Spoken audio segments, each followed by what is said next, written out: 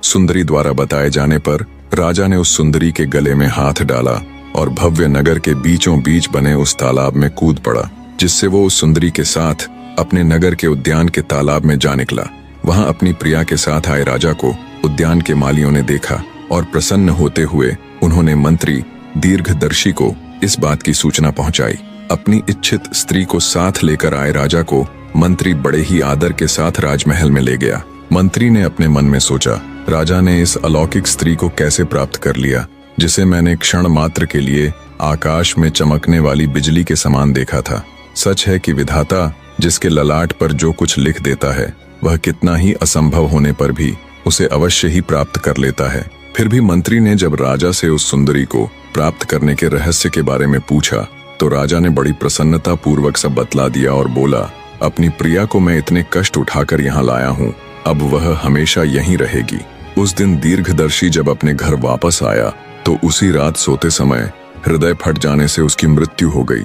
इतनी कथा सुनाकर चौथा दरवाजा बोला, बताओ लड़की, राजा यशकेतु का उद्धार होने पर भी उसके महामंत्री दीर्घदर्शी का हृदय क्यों विदीर्ण हो गया? क्या उसका हृदय इस शोक से फट गया कि उसे वह अलौकिक स्त्री नहीं मिल सकी, या फिर वह राज्य की इच्छा रखता था और राजा के वापस लौट आने का दुख उससे बर्दाश्त ना हुआ? अत्यंत विडंबना भरे इस प्रश्न का बड़े ही सहज भाव से उत्तर देते हुए विभित्सना बोली, हे दरवाजे, उत्तम चरित्र वाले उस मंत्री श्रेष्ठ के लिए इन दोनों में से कोई भी बात उचित नहीं जान पड़ती। इसके विपरीत उसने यह सोचा होगा कि जो राजा केवल साधारण स्त्री में लिप्त होकर राज्य को भूल गया था, अब उस अलौकिक स्त्री के आने पर उसका हाल क्या होगा। मंत्री ने राजा को फिर से राजकाज संभालने के लिए जितना प्रयत्न किया, जितना वो देश विदेश घुमा फिरा, आखिरकार सब उल्टा ही पड़ गया। विभित्सना के जवाब को सुन चौथा दरवाजा बोला, मान गए लड़की, वाकई में तुम्हारा जवाब नहीं। इस जवाब के साथ चौथा दरवाजा भी खुल चुका था। अब उस दुष्ट दैत्य त्रैलोक्यसुर के अंत के बीच सिर्फ 3 दरवाजे खड़े थे। विभित्सना आत्मविश्वास के साथ उत्सुकतावश 5वें दरवाजे के पास जा पहुंची।